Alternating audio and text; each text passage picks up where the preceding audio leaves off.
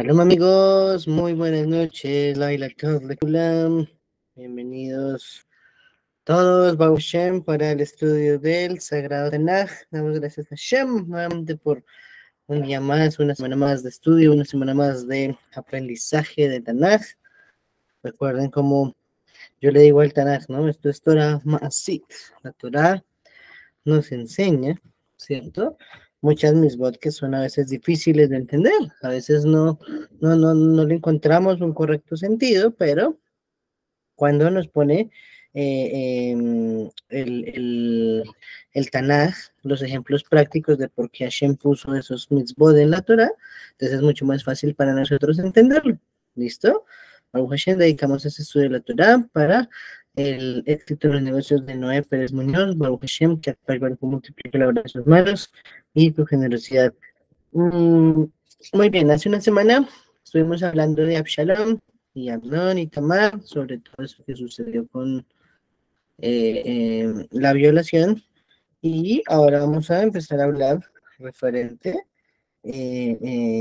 a la rebelión propiamente de Absalom contra David Amelech, ¿listo? Contra David su padre. Estamos ubicados en Shmuel Bet, Perek Yud Dalet, ¿listo? Segunda de Shmuel, capítulo 14. Bueno, muy importante tratar de recordar que aquí nos va a empezar a mencionar referente al por qué, la Torah está yuxtaponiendo dos temas en la parashá Kitetse. La parashá Kitetse nos empieza diciendo, Kitetse la milhamá, cuando salgas a la guerra y veas una mujer hermosa, una yefatuar, y entonces tomarás de ella, si te gusta, en cautiverio, y si te queda gustando, la llevarás a casa, y la tendrás allí durante un mes, donde le quitarás el cabello, le dejarás hacer las uñas, y luego de eso decidirás si te casas o no. Ok, bueno. Y enseguida la Sagrada Torah nos dice, y sí, eh, tienes un Ben Soler Murer, un hijo contumaz y rebelde. ¿Listo? Entonces, pues, los temas aparentemente está difícil poder relacionar uno entre el otro. Pero acá es donde empiezan a tomar sentido. Acá vamos a empezar a ver que la mamá de Absalom había sido una Yefatuar que había tomado David, ¿cierto? Se llamaba Maja, y cuando la tomó como Yefatuar, entonces ya vimos que había quedado embarazada de Tamar. Después ya se convirtió al judaísmo. Tamar le tuvo que hacer una conversión nueva porque ella ya estaba embarazada cuando bajó a la mikve, pero Absalom ya nació como Yehudí. Y entonces ahí es donde uno aprende el por qué la Torah pone los dos en sentido cronológico en la Torah, porque lo más probable es que si un hombre toma a una mujer que no es de Am Israel, así se convierta, y bueno, Baruch Hashem, pueda que no sea con todas, pero lo más general sería que de esa unión salga un Ben Soler Murer, un hijo contumaz y rebelde que puede causar todo lo que provocó Absalom. ¿Listo? Entonces vamos a hacer un pequeño resumen de lo que vamos a estudiar. Muy bien.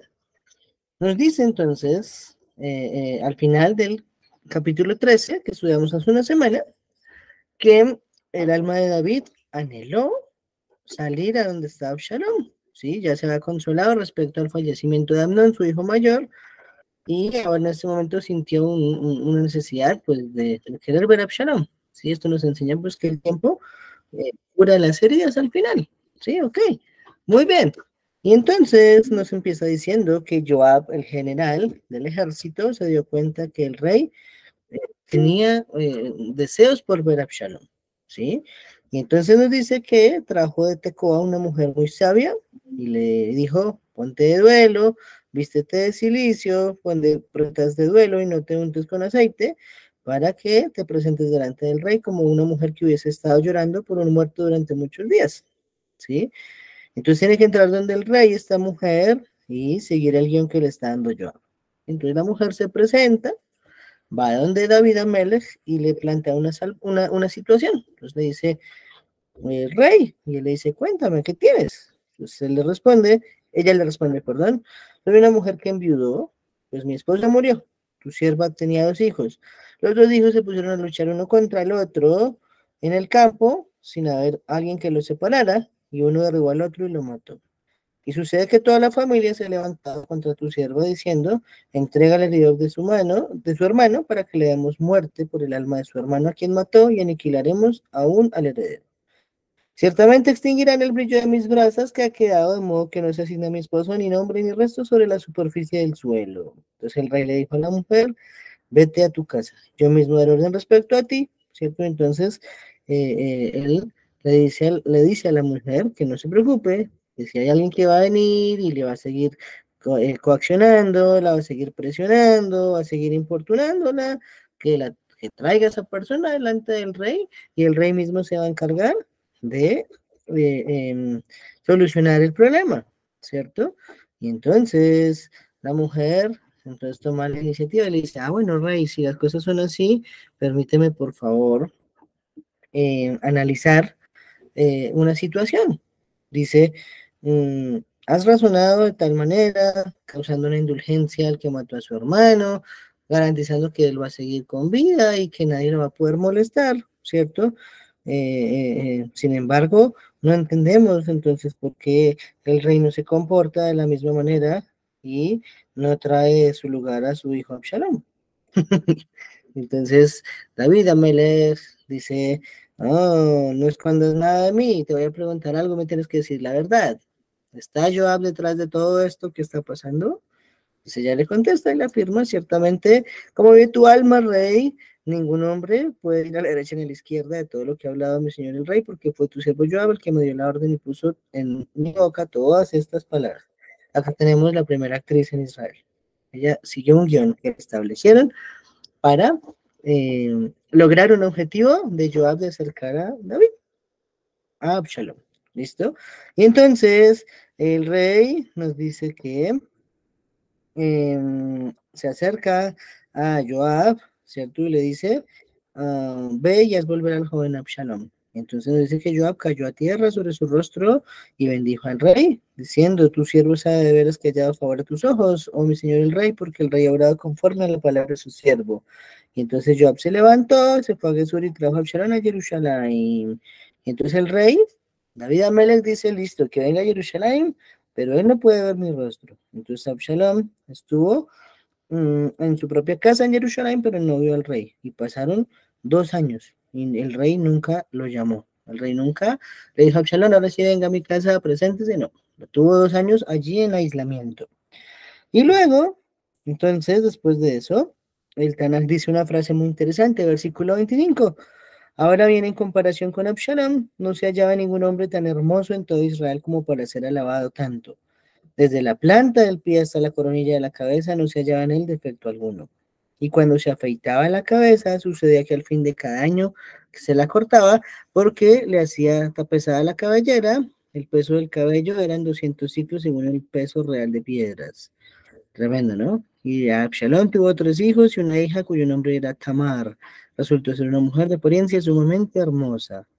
Y eso también, más adelante, todavía nos falta mucho por llegar, vamos a ver que fue la mamá de uno de los reyes de Israel. Esa Tamar, que no era la misma hermana violada, sino era una hija ahora de Absalom. Y entonces nos dice que luego de los 2 años en que Absalom estuvo habitando en Jerusalén, sin ver que fuese llamado por el rey, entonces él llamó a Joab, mandó llamar a Joab para que viniera a su casa, pero Joab no quiso ir. Y una segunda vez también llamando a llamar a Joab y Joab tampoco quiso ir otra vez. Entonces él le da una orden a sus siervos y les dice que vayan al terreno de Joab, que queda al lado del de él, y le pongan fuego a la cebada. Entonces los sirvientes de Absalom incendiaron con fuego toda la cebada que había en el campo de Joab. Entonces Joab nuevamente va y le hace el reclamo, ahora sí se presenta delante de él y le dice, yo mandé por ustedes veces, usted no quiso venir, ¿para qué me hicieron volver de donde yo estaba si el rey no me quiere ver? Pues mejor es verlo y si me tiene que matar, pues que me mate, pero no quiero seguir en esta incertidumbre. Y entonces Joab entró donde el rey, le planteó que Absalón quería verlo, el rey aceptó, ¿cierto? Absalón cayó en rostro sobre el rey nuevamente lo despidió para su casa, ¿sí? Dio beso a Absalón y lo devolvió a su casa y bueno, ahí parece que se volvieron a ver después de 2 años. Ok, muy bien, entonces... um, ya habían pasado en realidad 5 años sin ver a su hijo Absalón, ¿no? Porque pasaron 3 años que duró yendo a Absalón en Gesur, desde que mató a Amnón, y luego 2 años más que vivió en Jerusalén, o sea que 5 años no se vio con Absalón. Listo, vamos a analizar entonces ahora sí varias cosas. Lo primero es el pueblo de donde es originaria esa mujer. Nos dice el Tanaj que es de un pueblo llamado Tecoa. ¿Listo? Tecoa es una ciudad que nos dicen los Jajamim se encuentra ubicada en el territorio de Asher. ¿Listo? Eso dice el Midrash. Está en el territorio de Asher y aprendemos de ahí una relación con lo que está diciendo. ¿Cómo dice el Tanaj? Una mujer sabia originaria de Tecoa. ¿Qué tienen que ver esas tres cosas? Mujer, sabia, Tecoa, Asher, ¿cierto? Asher, sabiduría, Tecoa. Bueno, entonces, de pronto, si no lo hemos estudiado, sé que en el par de esto no, pero alguien de pronto ya lo sabe, el territorio de Asher tiene una característica especial. ¿Listo? En ese territorio se daban las mejores aceitunas. Las mejores olivos estaban en el territorio de Asher. Es decir, que Asher, sus aceitunas proveían para el Bet HaMikdash. Allá se necesitaba todo el tiempo aceite de oliva para todo lo que se requería, para encender la menorá, para algunos sacrificios, para hacer el pan de la proposición. Entonces, el territorio de Asher aportaba una materia prima fundamental que era el aceite de oliva. Ahora sí entendemos por qué nos dice el Tanaj que había una mujer originaria de Tecoa y que era sabia, porque entonces de Asher tiene que ver con la sabiduría, porque así como el aceite ilumina a través del fuego y conserva el fuego durante más tiempo que el resto de los aceites, ¿cierto? Así también los estudiantes de la Torah, ¿cierto?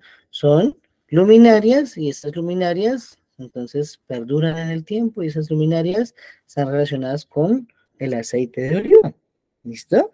Entonces por eso es que allí donde hay aceite de oliva prevalece la sabiduría. También esos son algunas segulot de por qué las mujeres, la mejor forma de encender las luminarias de Shabbat sería el aceite de oliva, porque es también una segula para que sus hijos sean luminarias de la Torah. ¿Listo? Muy bien. Interesante que nos dice los atuendos, Joab, que debía llevar esa mujer para presentarse delante del rey, ¿sí? Y ahí lo que vemos es súper interesante, porque le dice en el versículo 2, dice, vístete de duelo, no te untes con aceite, tienes que llegar a ser como una mujer que ha estado de duelo muchos días por algún muerto. Y aquí entonces empezamos a aprender un poquito de cómo se fue generando la alajá, ¿le? ¿Listo? ¿Cómo se aprendió las leyes de Abelut que tenemos en Shulchan Aruch? Bueno, tenemos que ver el espejo que es precisamente la Sagrada Torah, el Tanaj. ¿Listo? De este versículo aprendemos que a un doliente se le prohíbe lavar su ropa. Le dice que se viste con ropas sucias. Y dos, se le prohíbe también bañarse. No se unte con aceite, porque la limpieza produce alegría en el cuerpo. Esa es también una de las fuentes de por qué esa misma situación es prohibida en el día de Yom Kippur y en el día de Tisha B'Av. Uno no puede bañarse, ni untarse aceites en el cuerpo, ni perfumes, porque es un día donde está dicho en la Torah, es un día de aflicción, un día de ayuno, y también el Tisha B'Av tiene el mismo estatus. Entonces, por eso aprendemos allí que eso es aflicción al cuerpo, no poderlo bañar, no poderlo perfumar, no poderse así calar. ¿Listo? Muy bien, algo muy interesante también sobre aquello que veníamos mencionando de el aceite de oliva y la sabiduría, ¿cierto? A mí me enseñan que el mes de Shevat, ¿listo? ¿Qué pasa en el mes de Shevat? Tenemos una celebración el día 15, se llama Tu Bishvat, y se considera, en palabras más conocidas para todos, el año nuevo de los árboles. Entonces, todos sabemos que el día de Tu Bishvat se hace una celebración especial, ¿cierto? Se toma muchos frutos, especialmente los 7 Eretz Israel, más otros que están dentro del Seder, para hacer bendiciones a Hashem por cada uno de los frutos, cada una de las variedades que existen en Eretz Israel y algunas otras, ¿cierto?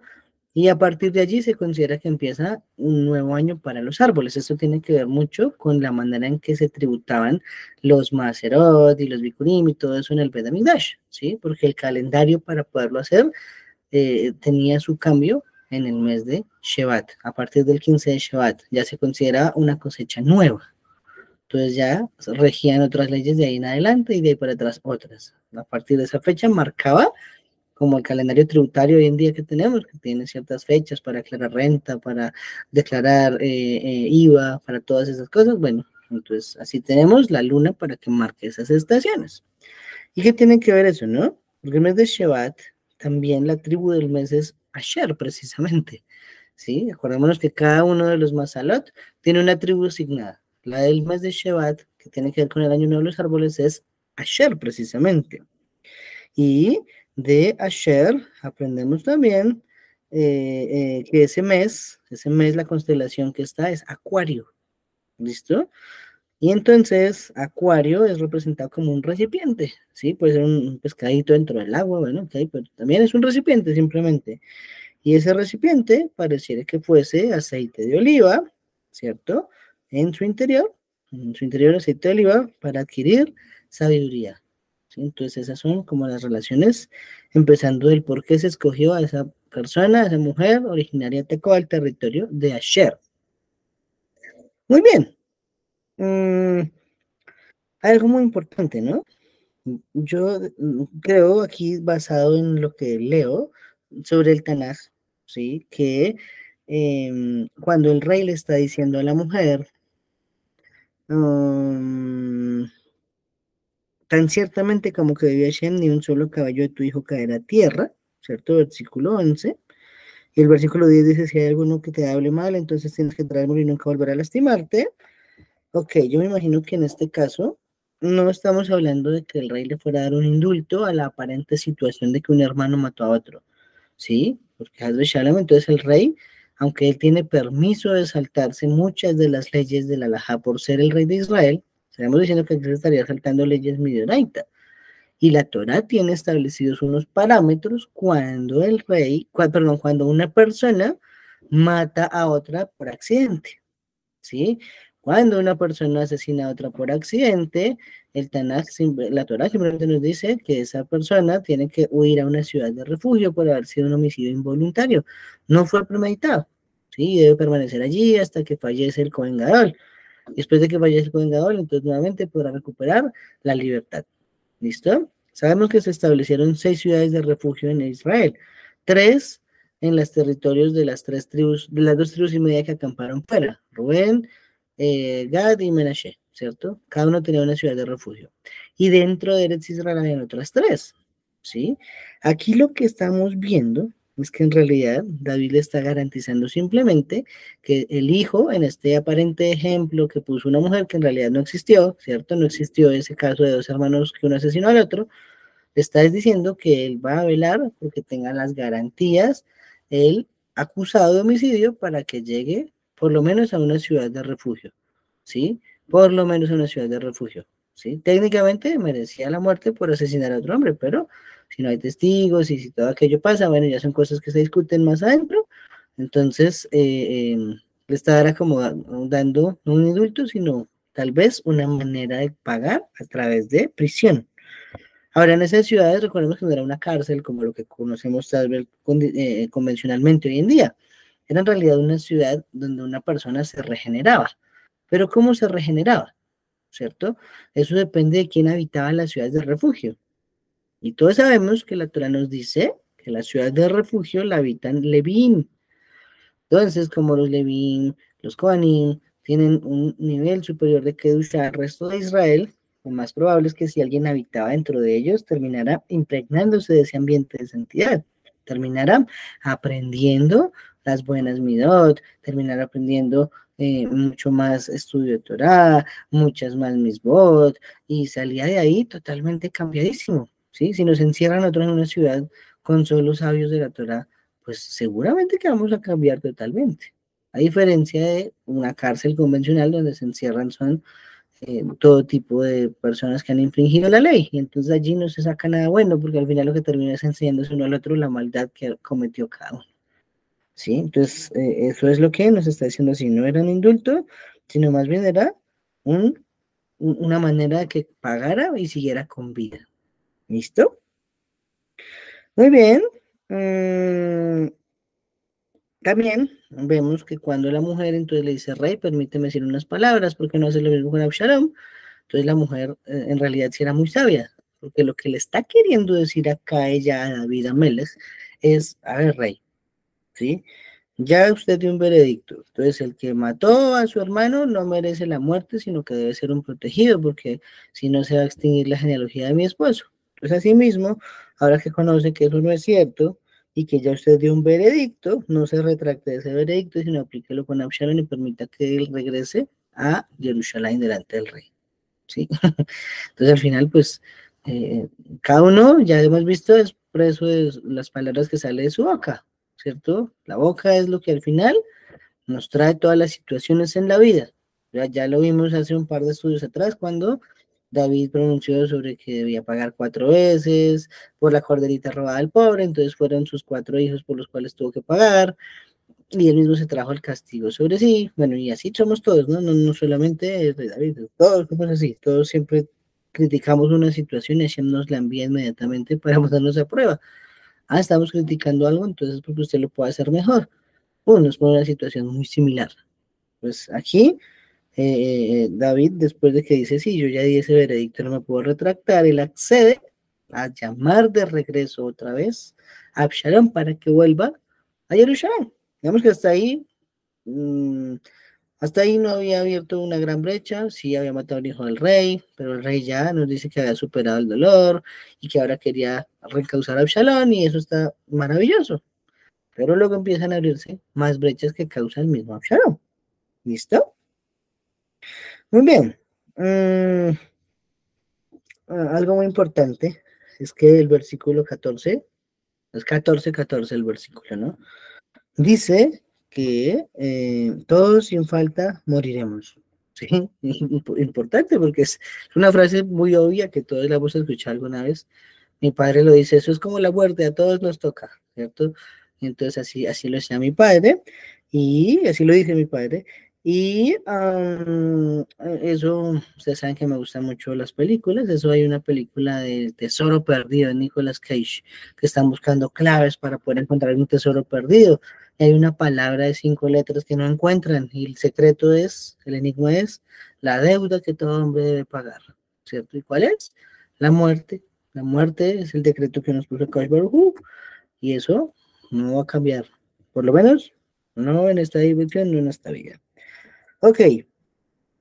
La mujer se asombra también viendo que David descubrió quién era el artífice de todo esto, ¿no? O sea, el rey no le dice nada, se queda callado, espera que ella termine de hablar. Después le dice, bueno, eso tiene que ser que Joab le puso esas palabras en su boca. Dígame la verdad, ¿cierto? Y dice, sí, rey, eso no se puede esconder porque nadie puede moverse a derecha ni izquierda sin que tú lo sepas. Entonces hay dos cosas sobre eso, ¿no? Lo primero es que ella confiesa, bueno, pues que fue instruida y capacitada Joab precisamente, pero también aparte de eso, nos está diciendo que está resaltando un espíritu de profecía superior de David que podía comprender todo, ¿sí? Hoy lo decimos una deducción fácil, no creamos que era tan sencillo. Todo el mundo en ese momento no era como nosotros, que somos una generación muy pequeña en sabiduría y en conocimiento de Hashem. Esa generación era tan grande que se destacaba que David era incluso más grande que el promedio de todos los demás. El promedio de todos los demás era que casi todos tenían un nivel de santidad increíble. Ahora nuestra generación pues no es así. Ahora un poquitito de luz puede encender mucha oscuridad. Baruch Hashem es lo que tratamos de hacer todos estudiando la Torah.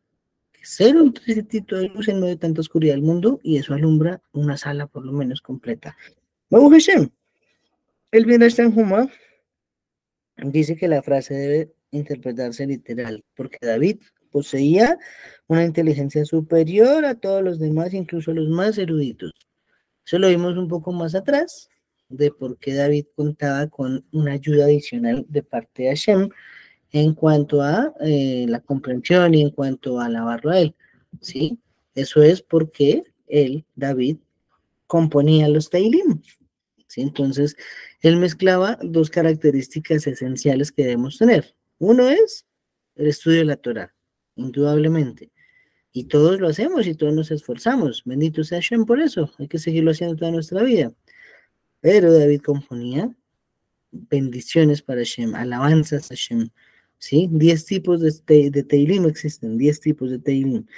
Y todos, o bueno, la mayoría, los compuso David Amelech. Eso significa que él tenía dos llaves, la de la Tefilá y la de la Torah. Y casi que la mayoría del rezo que tenemos, Shaharim en Harbit, está basado en palabras de David, en salmos, en escritos de las crónicas, en escrito de el libro de Shmuel. Todo tiene que ver casi con David, precisamente por esa perfección en alabar a Hashem por todo. Entonces él tenía una situación. Se encontró en la cueva con David, con Shaul, compuso un salmo. Shaul casi lo mata contra la pared con una lanza, compuso un salmo. Los Kohanim le ayudaron con pan en el Mishkan, compuso un salmo. Eso es tremendo, ¿no? ¿Quién de nosotros tendría la capacidad de que cada situación de la vida le compone una canción a Hashem? Seguramente que nadie. Y de hecho, pues nadie más lo ha hecho, o por lo menos está registrado en la historia de Am Israel. Por eso es que David poseía un grado superior de santidad, un grado superior de sabiduría. Tiene que ver con esa manera en cómo él siempre entendía todo lo que Hashem hacía por él. Muy bien. Algo muy importante es que nos dice el versículo 24, que dice, el rey dijo, que vuelva hacia su propia casa, pero no puede ver mi rostro. De modo que Absalón se volvió hacia su propia casa y en cuanto al rostro del rey, no lo vio. Y esta enseñanza yo deduzco de acá, ¿sí? Que es el principio del concepto de Geinom, ¿sí? Porque una manera de ver el Geinom, ¿sí? Traducido como infierno, sí, como purgatorio, a veces le dicen así en las traducciones, tiene que ver precisamente con un lugar también de purificación del alma, ¿sí? Todos vamos a pasar por allí, todos. Creo que nadie de esta generación no se va a salvar, seguramente que no. Pero esto es un lugar que es una antesala para presentarse delante de Akadosh Baruj Hu, ¿cierto? ¿Qué nos enseña la Kabbalah? Que cuando uno fallece, uno está un año en el Geinom. El tiempo en el Geinom, quién sabe cómo funcionará. Años humanos es un año humano, ¿listo? Y allí lo que pasa es que el alma se purifica para que al cabo de un año se pueda presentar delante de Akadosh Baruj Hu. Oh, ese principio donde lo aprendemos. Ni siquiera Absalom, hijo de David, que tenía sentimientos de volverlo a ver, de abrazarlo, de quererlo, entonces pudo presentarse delante de su papá, el rey, y decirle, yo papá, aquí estoy, buenas tardes, ¿no? No. El rey dijo, váyase para su casita y cuando yo quiera que venga, viene a mí. Entonces es el principio de por qué el alma que sale de este cuerpo, que va cargada de averot, va cargada de malas midot, va cargada de cosas negativas que pudimos hacer en este mundo, transgresiones, en fin, no puede llegar y esperar ¿cómo se llama? Una alfombra roja, diciendo, ay, es que ya llegó el alma que esperábamos, Hashem, ahora sí llegó el alma que usted estaba esperando, eso no va a pasar. Todos vamos a pasar por la purificación y después nos presentaremos delante de Kosh Baruj Hu, ¿sí? Este es el principio que se aprende desde el Tanaj. Muy bien. Y leímos una descripción increíble de Absalón, ¿no? Era un hombre muy hermoso, no había nadie como él en todo Israel. Desde la planta del pie hasta la coronilla de la cabeza no tenía defecto alguno. Tremendo, ¿no? O sea que era un hombre impresionantemente atractivo en todo sentido. Ok. Esta es la tercera vez que aprendemos en el Tanaj que alguien se llama así, hermoso, bonito, guapetón, no sé cómo llamarlo más, ¿sí? El primero fue Moshe Rabbeinu. Nos dice la Torah que Yochebed tuvo un niño muy hermoso, muy bonito, ¿ok? Sí, eso es tan grande Moshe Rabbeinu que tenía que después taparse la cara cuando hablaba con Hashem y venía el pueblo nuevamente, ¿ok? El segundo que tenemos es Shaul, el primer rey de Israel. Nos dice el Tanaj en el libro de Shmuel al comienzo que él fue escogido porque nadie había de mejor aspecto en todo Israel. E incluso resalta que también era muy alto, era más alto que todo Israel. Más, el que le seguía le daba siempre el hombro hacia abajo. De ahí salió ese dicho, mira a las personas por debajo del hombro. Claro, eso salió del rey Shaul porque el rey Shaul era muy guapo y aparte era muy alto. No es que él mirara a la gente por debajo del hombro, pero se hace entender, es esa metáfora alusiva a Shaul, pero él no era así, el rey Shaul no era prepotente, el rey Shaul de hecho era muy humilde. Y el tercero, pues está nombrado aquí, es Absalom, del cual el Tanaj da fe que era más guapo que todos los hombres en Israel y que aparte de eso no tenía efecto alguno desde la planta del pie hasta la coronilla de la cabeza. Tremendo.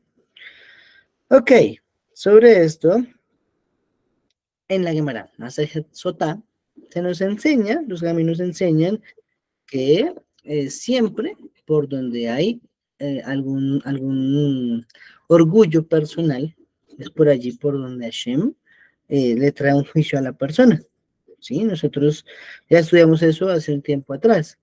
Por ejemplo, hablamos de Shaul. El orgullo de Shaul era el cuello. La diferencia era que el cuello era más alargado que todos y por eso todo el mundo le daba el hombro hacia abajo. ¿Qué nos pasó? Que por ahí por el cuello fue al final muerto cuando estuvo en la batalla con los Filistим. Tenemos a Absalom, que nos dice acá que se jactaba de su cabellera, porque su cabellera crecía de tal forma que tenía que cada año hacer todo un ritual para cortarse el cabello.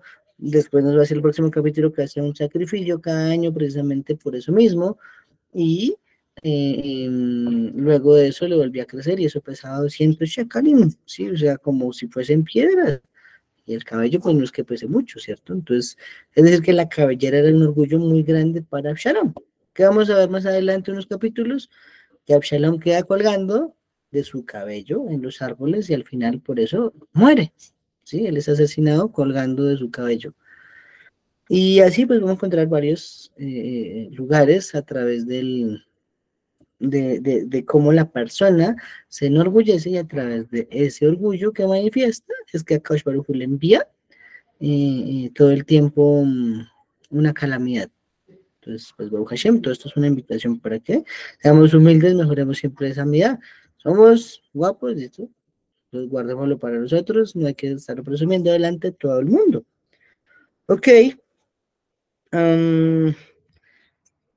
Vamos a pasar al siguiente capítulo. Ya ahí nos dice al final que tuvo un incidente de Absalom con Joab, y Joab pues entonces se enojó mucho porque le quemó sus campos de cebada, pero al final le consiguió una audiencia con el rey lo despidió y se fue. Y ahora sí empieza la rebelión, la conspiración. Y aquí tenemos todavía unos minutos para hablar de este capítulo perfectamente. Muy bien, nos dice el Tanaj, entramos al capítulo 15. ¿Listo? Después de tales cosas, aconteció que Absalom mandó a hacerse un carro con caballos y con 50 hombres que corrían delante de él, ¿cierto? Y nos dice que Absalom se levantaba muy temprano, ¿cierto? Se iba al camino que llegaba a la puerta del rey, y entonces cuando una persona llegaba con solicitud de juicio, necesitaban al rey para que hiciera las veces de juez en una situación, entonces él se paraba ahí en la puerta, ¿cierto? Y él siempre les preguntaba, bueno, ¿de dónde viene usted? Entonces la gente decía, vengo de tal tribu. Ok, entonces él escuchaba lo que la persona decía. Y luego les decía otras frases. Les decía, ok, todo lo que tú estás planteando es bueno, tú tienes razón, ¿cierto? Pero pues nadie aquí de parte del rey te va a conseguir una audiencia tan fácil. Si yo fuera nombrado el rey de Israel, todo el mundo podría venir a mí seguramente a sus causas judiciales y yo les haría justicia. Entonces así se empezó él a ganar el favor del pueblo, ¿sí? Desde que él iba, le daba la mano, lo abrazaba, lo besaba, ¿cierto? Y así hacía con todo el mundo. Eso es un político tradicional de hoy en día. Ustedes los vieron aquí en Colombia este año a todos con botas, con la calle, con palas, con lo que fuera. Ya se posicionan ahorita el 1 de enero y no los vamos a ver durante 4 años. Eso es el populismo, eso es el principio de lo que enseñó Absalom, de cómo se domina una masa haciendo la tonta, viendo que se preocupa por ellos cuando en realidad no les importa a ellos, les importa es su propio ego todo el tiempo. Nos dice que al cabo de 40 años, Absalom procedió a decir al rey, déjame ir a Hebrón y pagar un voto que decía Shem. Interesante, ¿no? Que diga que 40 años. Si ya después de 40 años David ya no existía, el rey era Shlomo.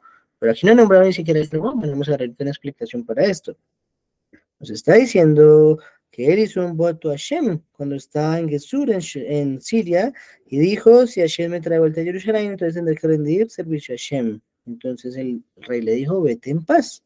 Y él se levantó y se fue a Hebrón.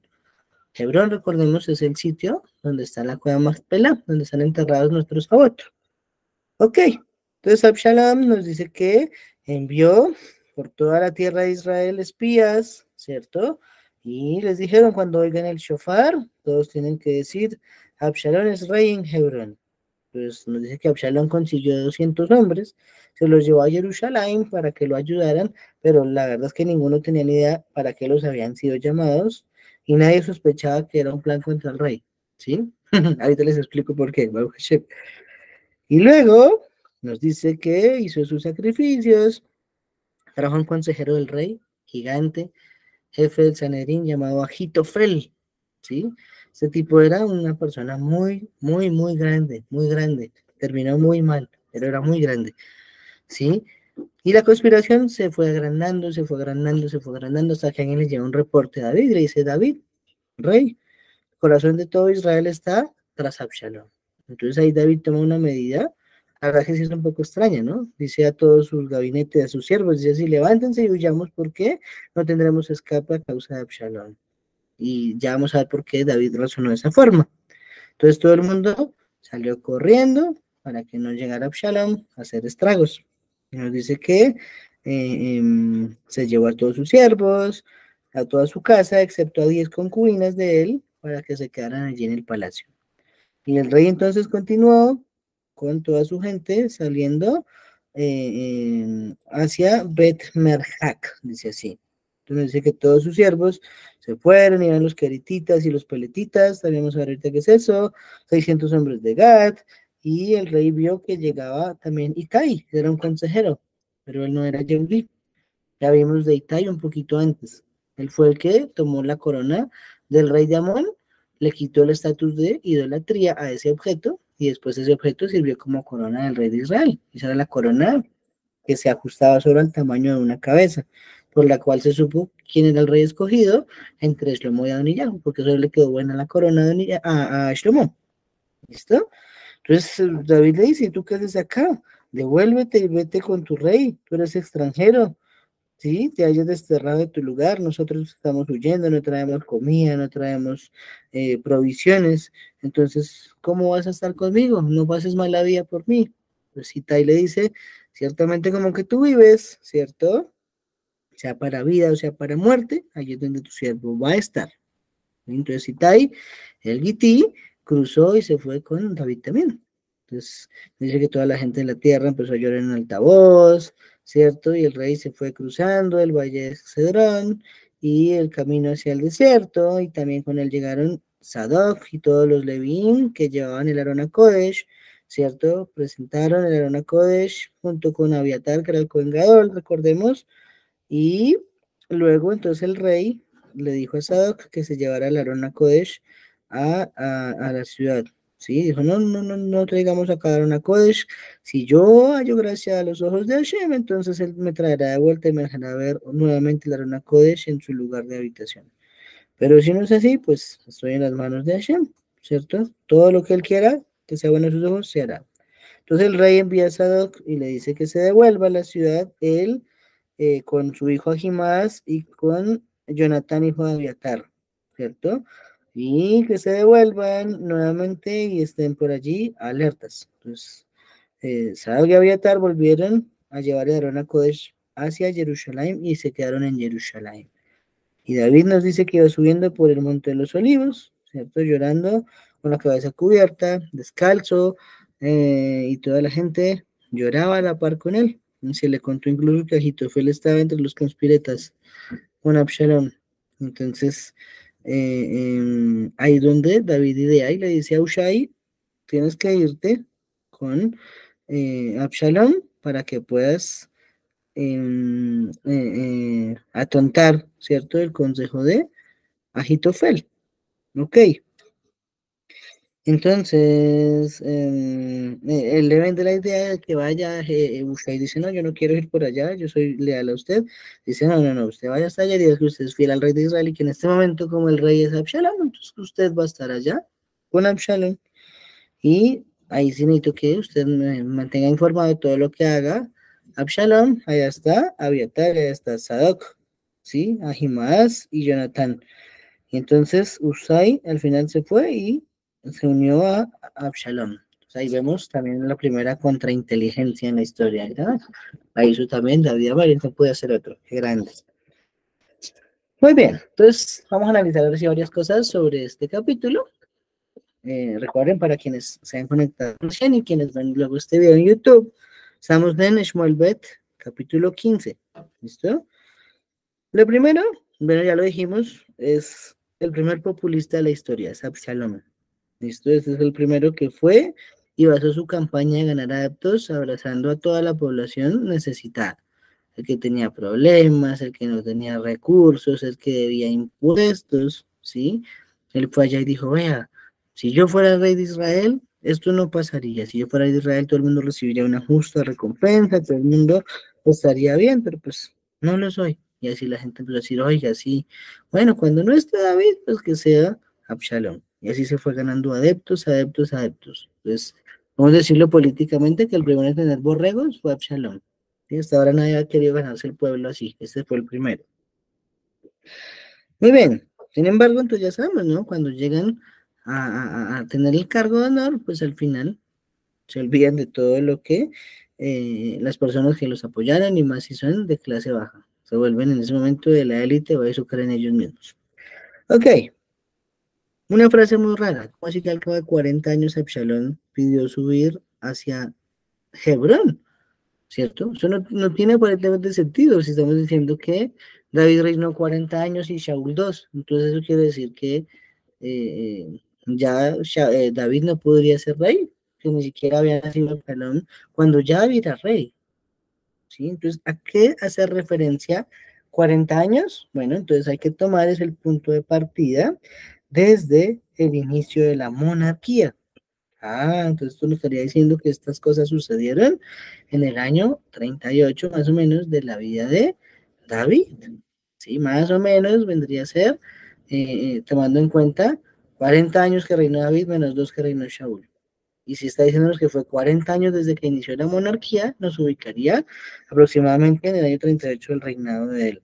¿Listo? Esta información la bastábamos según Rabbi Shlomo Yitzhak Rashi en su comentario al Tanaj. Entonces nos está diciendo, mm, no nos estaría mostrando es cuánto tiempo maquinó contra el rey, sino más bien que se hace referencia es a que Hashem está recordando que han pasado 40 años de un pedido inapropiado que fue pedir un rey sobre Israel. Fue dejar de aceptar al profeta de turno, al juez designado por Hashem, para que dirigiera a Israel para tener un rey como todas las naciones. Y Hashem es algo que está en este momento recordando con la frase 40 años, que hace tanto tiempo como esa cifra, era cuando se había optado por una petición que no gustó a los ojos de Hashem. ¿Listo? ¿Por qué tenían que llevar los corderos de Hebrón? Porque los corderos de ese lugar son de calidad superior a las demás, ¿sí? Entonces eso es algo que está en el Talmud Yerushalmi, en Masejet Menahot. Nos dice que para traer al Bet HaMikdash siempre hay que llevar lo mejor. Sí, uno no le puede llevar a Hashem lo que le sobra, porque cuando uno le da a Hashem de lo que le sobra es como lo que hizo Caín. También cuando uno le lleva de lo mejor es porque es como portarse como lo que hizo Hebel, ¿cierto? Entonces nos enseña la Gemara, Masejet Yerushalmi Menahot, que para llevar carneros, la mejor tierra es Moab. Allí está la mejor calidad de carneros. Y para las ovejas es en Hebrón, ¿sí? Precisamente donde están los Sabot, ¿sí? También aprendemos de allí un secreto, dice la Gemara, que es que en Hebrón no es una tierra apta para la agricultura, sino es allí un lugar apto, es de mucho pasto para engordar el ganado. Entonces, la Torah misma nos nombra cómo se repartieron las tierras, el Tanaj nos lo amplía, y acá nos está diciendo cada territorio para qué servía. Hebrón puntualmente era más para ganado que para agricultura. Ok, David. David le dijo a Absalom, Lej Bashalom, Lej Beshalom, ve en paz. ¿Y qué pasó? Que al final Absalom murió, no se volvieron a ver. Lo último que le dijo David a su hijo fue, Lej Beshalom, ve en paz. Y eso es una frase, nos dice Masejes Berajot, página 64a, no es una frase con la que nosotros debamos despedir a una persona nunca, porque eso es como desearle la muerte. Nosotros debemos decirle a una persona, es Lej le Shalom, ve hacia la paz. No, Lej be Shalom, ve en paz, porque ve en paz es como decirle que en paz descanse. ¿Sí? Entonces, eso lo aprendemos. ¿De quién lo aprendemos? En la Torá de Yitro. Yitro le dice a Moshe Rabbeinu, Lej le Shalom, ve en paz hacia Mizraim y haz lo que Hashem te ordenaba hacer. Y Moshe fue y volvió y no pasó nada y se trajo incluso 600.000 Yehudim con sus esposas y sus hijos y sus ganados. Oh, Baruch Hashem.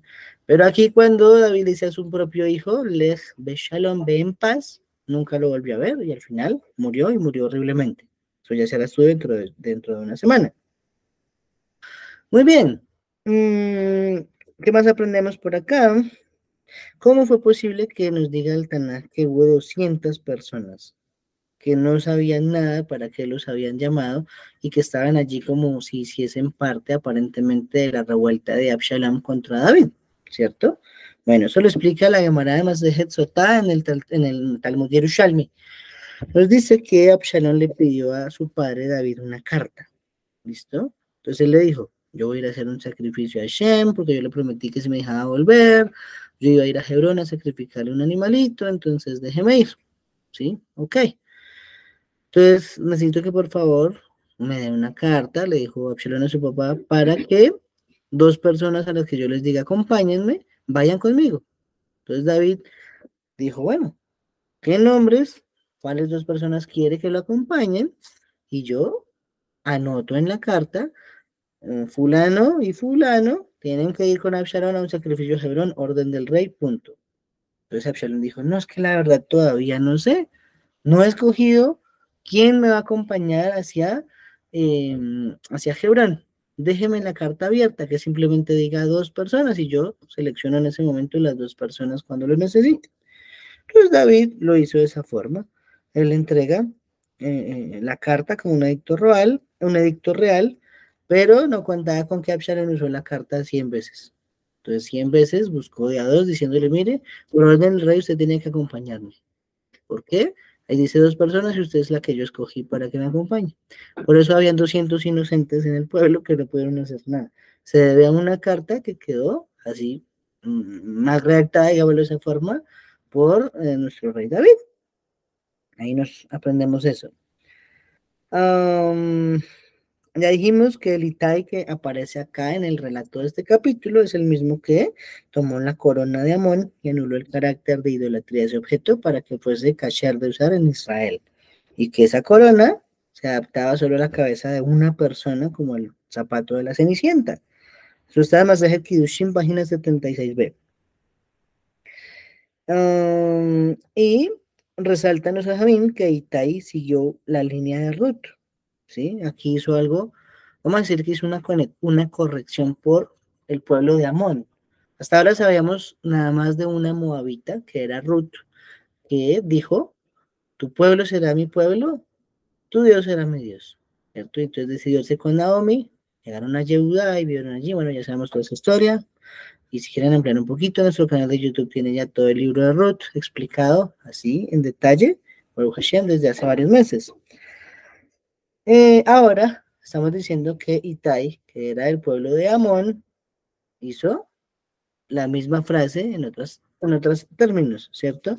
Él dice en el versículo 21, tan cierto como que vive Hashem y vive mi Señor el Rey. En el lugar donde llegue a estar mi Señor el Rey, sea para muerte o sea para vida, allí es donde tu siervo llegará a estar. Sí, ante eso, entonces dijo el rey Itai, bueno, está bien, entonces vamos, ¿cierto? Es una frase muy parecida a la que dijo Ruth, la moabita. Ahora lo dijo Amón, y recordamos que Amón y Moab eran los dos hijos de Lot, que habían nacido a través de un incesto. Tenían que hacer una corrección de unirse a Israel. La primera la hizo Ruth, la segunda la hizo Naamá, la mamá de Roboam, una de las esposas de Shlomo más adelante. Ok, acá aprendemos algo muy interesante. Nos dice que llegó Sadoc, llegaron los Levín, estaba el Aarón HaKodesh, estaba el Cohen Gadol que se llamaba Abiatar, y entonces aquí hay una observación muy importante. Nos dice Rashi que en este día es cuando Abiatar fue removido del sacerdocio. ¿Por qué? Porque él preguntó a través del Urim Betumim y Hashem no le respondió. ¿Sí?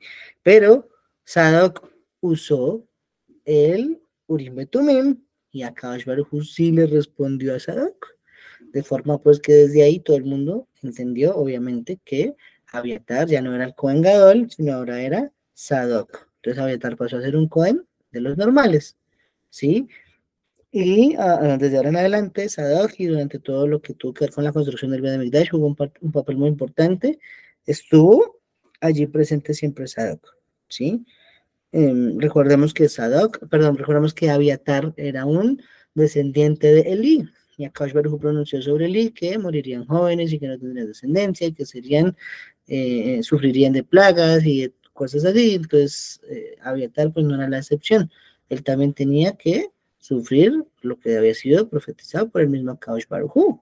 De forma pues que aquí es donde se aprende que fue desechado de él la quejuna del sacerdocio. Ok, la Gemara Masejet Sotá, página 48, ¿ven? Dice una cosa muy importante. Dice, el Urim Betumim también fue cambiando con el tiempo. ¿Cómo así que cambiando? No significa que se cambiaron su composición, ni sus elementos, ni su funcionalidad, simplemente que cuando fueron muriendo los grandes, el Urim Betumim dejaba de responder, porque la persona que hacía las consultas no era digna de una respuesta. Sí, acordémonos que lo usaba el Cohen Gadol, viene alguien a preguntar, se paraba de espaldas al Cohen, el Cohen se paraba mirando el Urim Betumim, a ver si respondía algo a Hashem, y después iría a la respuesta al que estaba consultando, ¿sí? Pero con el tiempo, el Urim Betumim nunca volvió a responder, y por lo tanto, como ya no estaba en la frecuencia y no podía responder, pues fue perdiendo su utilidad, ¿sí? Entonces, ejemplo, nos dice la Gemara, desde el momento en que murieron los primeros profetas, Urim Betumim ya no se usó más. ¿Y quiénes eran esos primeros profetas? Rab Huna enseña David, Shlomo y Shmuel, ¿sí? Porque con Shmuel funcionaba al 100% el Urim Betumim. Acá con David nos damos cuenta que ya no funcionó al 100%, funcionaba un poquito menos. Y con Shlomo, mucho menos funcionó. Entonces, de ahí para adelante, Hashem dejó de responder a través de ese método de consulta. Otra enseñanza referente a que se considera aflicción, ¿cierto? Que se considera aflicción tiene que ver con algo que nos está diciendo acá el Tanaj. ¿Qué nos dijo? Nos dijo que David subió por la cuesta de los olivos llorando con la cabeza cubierta y andaba descalzo, ¿cierto? ¿Qué aprendemos de acá? La Gemara Masejet Yomá, cuando está discutiendo sobre las prohibiciones de Yom Kippur, ¿cierto? Menciona que una de ellas es calzar zapatos, ponerse calzado que tenga cuero, ¿cierto? Porque esos zapatos representan comodidad, representan alegría, y el día de Yom Kippur no podemos estar alegres, no podemos estar normales como todos los días, porque es un día temible, es un Shabbatón, es impresionante. Entonces, aprendemos acá, esta es la fuente de Masejet Yomá 77a, basada en lo que hizo David, que una aflicción es no usar zapatos, ¿sí? No usar zapatos. Otra metáfora dice también Masejet Yomá, es que se puede referir a que andaba sin caballo, o sea, a pie, más bien, es lo que quisiera decir otra de las explicaciones que nos dan. Descalzo significaría que andaba a pie y no en caballo, y sin su látigo, y por lo tanto eso se consideraría una aflicción también. Estoy de acuerdo, cuando uno no tiene transporte eso es horrible. Eso es muy duro, eso es muy duro. Muy bien, Baruch Hashem. Ahora, ¿por qué sintió miedo David? Esa es una pregunta que yo me hice cuando estudié esto y no encuentro una respuesta propiamente en los Jamín. Estuve diciendo, ¿cómo decir que le dicen David? El pueblo está tomándole favor a Absalom, ¿cierto? Entonces, el pueblo, ¿qué responde David? Vámonos, perdámonos de acá porque no podremos ganarle a Absalom. ¿Cómo así si David derrotaba a Filistín, derrotó a Goliat, podía con todos sus enemigos alrededor, no sería mirando a Shaul, pero sí se le dio cosas con su hijo Absalom? Eso es algo que aparentemente no tiene lógica. Bueno, la verdad que busqué en los a mí no encontré una respuesta, pero yo lo deduzco de lo siguiente. Estamos diciendo que el sitio donde fue, me haces un favor, pero es para la mañana, en la noche. El sitio de donde iba Absalom, que le pidió permiso a su padre, era ir a Hebrón. Esa es la única relación que yo encuentro de por qué David Amelech pudo sentir miedo. ¿Cuál fue? Que en Hebrón estaban enterrados los Sabot. Y si era allí hacia donde se dirigía Absalom, entonces David razonaría. La vida me lo razonó. Bueno, si mi hijo va hacia Hebrón y después de que fue a Hebrón me dicen que inició una rebelión contra mí, todo el pueblo está con él, debe ser porque el mérito de los patriarcas está a favor de Absalom. Y contra eso yo ya no puedo pelear, porque ya David había intentado ser como los Sabot y ya sabemos lo que pasó con Bathsheba. Eso es lo que yo, Israel Gutiérrez, logró deducir de cómo explicar que David le tuvo miedo a su hijo. Y también el nivel tan grande de humildad de David, que a pesar de que él era el que más cantaba, el más sabio de la generación, el más grande en cuanto a reyes en todos los tiempos, aún así sentía todo el tiempo que él le debía a Hashem, que él en todo tiempo estaba en deuda con Hashem, que todo el tiempo no era suficiente lo que él podía hacer por Hashem, y llegó a pensar que su hijo tenía tal vez un mérito mayor por haber ido a hacer un sacrificio en la ciudad donde está enterrado en los Sabot. ¿Sí? Esto es lo que yo logro deducir y nada encuentro otra respuesta dentro de los Jajamim. ¿Listo? Y en esos mismos versículos nos dice que cuando David llegó a la cumbre donde la gente suele inclinarse ante Hashem, aquí venía a su encuentro Usai el arquita con un traje tan rasgado y tierra sobre la cabeza. Entonces aquí hay una explicación que dice la Gemara. La Gemara dice, Masejet Sanedrín 107a, que David tuvo una intención de adorar un ídolo por el honor de Hashem. Eso sí es raro entenderlo. Quiso o tuvo la intención de adorar a un ídolo en esa montaña, porque era una montaña donde había un ídolo, y quería parecer que la estaba adorando para que el pueblo creyera que él merecía un castigo de parte de Hashem y por eso le estaba pasando lo que le estaba pasando.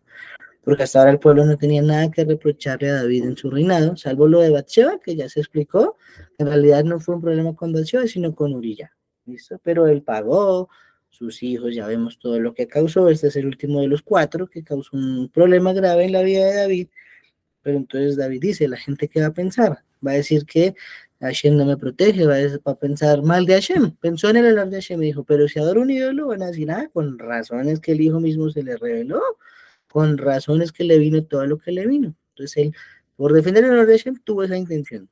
Pero como nos menciona inmediatamente el Tanaj, cuando estaba en esa montaña llegó Ushai el arquita, entonces nos dice el Masejet Sanedrín en la Gemara que fue él quien lo impidió dándole consejos, el que lo tranquilizó, y ahí fue donde idearon que Ushai se fuera al lado de Absalom para entorpecer todos los consejos de Ahitofel.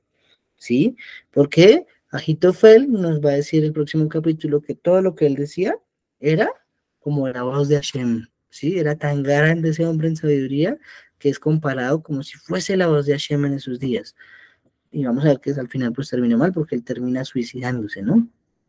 Ok, lo último que quiero resaltar para ya cerrar con esto, bendito Hashem, perfecto el tiempo, eh, eh, es precisamente que David es el pionero de la contrainteligencia, ¿sí? Ya vimos que dejó primero 10 concubinas allí viviendo en el palacio. En una semana veremos qué pasó con esas concubinas. Pero por otro lado, vemos que él le metió 3 personas cerquititas a Absalón. En realidad, allí estuvieron de primera mano y sabían tenía informes de primera mano de todo lo que planeaba Absalón para saber David cómo se iba a mover en ese momento. Sí, tremendo. Entonces el inicio del espionaje en contrainteligencia, ¿sí? No digamos en inteligencia que fue los 10 espías, en inteligencia fue los 2 de Jericó, no, esto es contrainteligencia porque es ser más inteligente que lo inteligente, digámoslo de esa forma, fue David. Entonces le metió allá en el palacio fresco a 2 Cohen, a Sadoc y a Abiatar, y le metió a un consejero que era Ushai, y ya con eso él se podía mover y recibir toda la información de primera mano, y veremos en una semana cómo era que él recibía todos esos reportes y cómo fue que él se pudo mover de forma que pudiera enfrentar a Absalón con ventaja. Entonces, interesante, Baruch Hashem, eso es lo que tenemos para estudiar el día de hoy, bendito Hashem, capítulos 14 y 15, entonces el próximo será a través de, empezando en el 16, que ya es propiamente todo lo la declaración de guerra, ¿sí? Todavía no la guerra, sino la declaración de guerra, todavía faltan esas cosas por estudiar. Bueno, mis amigos, ¿alguna pregunta? ¿Algún comentario sobre lo que hemos estudiado para que lo socialicemos?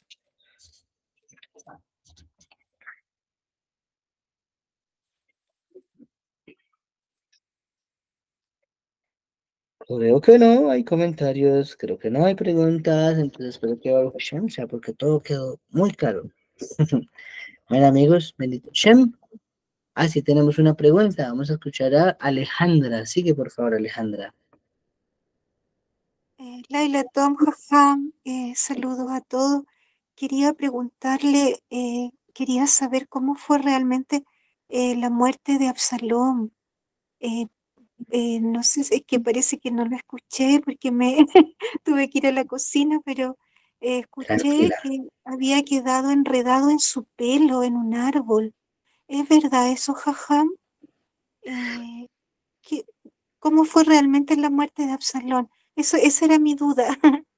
Vale, perfecto, no hay ningún problema. Bueno, primero te quiero decir que todavía faltan unos capítulos para que lo estudiemos profundamente, porque cuando llegue el momento, que será más o menos el capítulo 18-19, hablaremos de la muerte de Absalom y tiene muchas cosas que analizarse.